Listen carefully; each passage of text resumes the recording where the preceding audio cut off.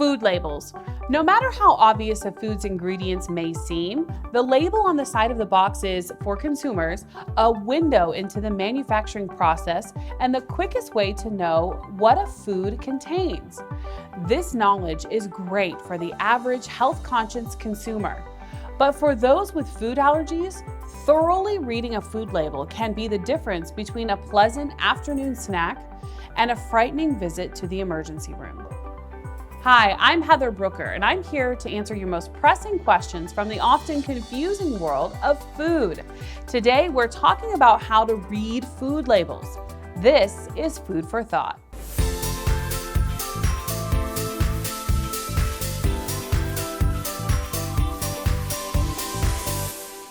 Just like carrying an epinephrine auto-injector wherever you go, reading food labels is part of everyday life when you have food allergies.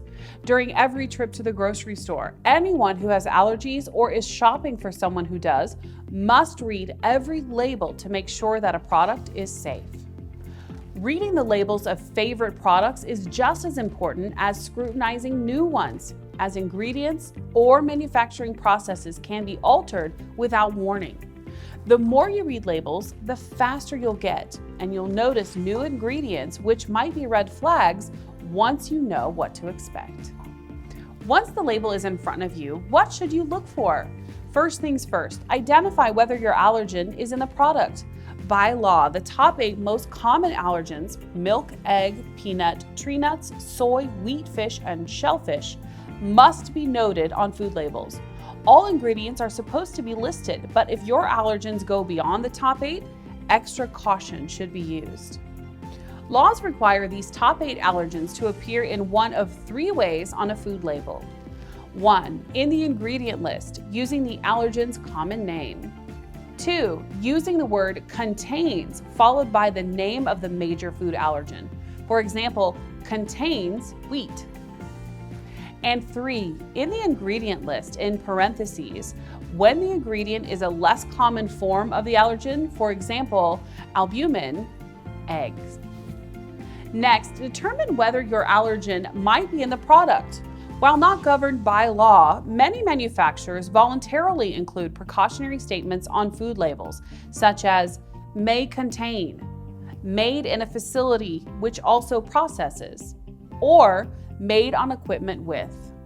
These statements, usually listed toward the bottom of the label, should not be taken lightly if the allergy is severe. Just like cross contact in a restaurant, accidental allergen residue on a factory conveyor belt can cause a life-threatening allergic reaction. Since these statements are not legally required, the absence of such statements does not mean that the product is safe. Each shopper must take into account the severity of the allergy and decide whether the risk is worth it. Often, it's better to go for a product you know with reasonable certainty is safe rather than try something new.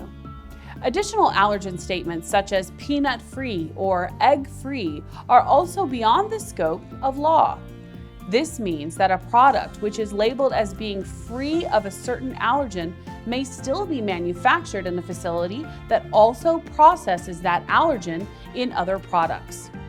It's best to contact the manufacturer directly if there is any doubt or avoid the product altogether. All right, here are some final food label tips. If a product has no food label, put it back on the shelf. It's a good idea to thoroughly familiarize yourself with your allergen. Know any uncommon names it may go by when appearing in ingredients list, and be able to predict which types of products are likely to contain it. Don't hesitate to call manufacturers to determine whether cross-contamination with your allergen is possible in their facility. Be wary of imported products, as regulations vary by country and some foreign products may not follow the labeling laws present in the U.S. As soon as a child with food allergies learns to read, he or she is ready to start reading food labels.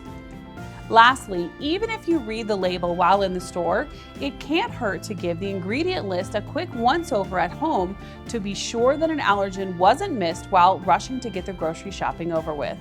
You won't regret putting safety first. Hopefully this video has helped make the process of reading food labels a bit less intimidating. It's an incredibly important practice which gets easier each time you do it.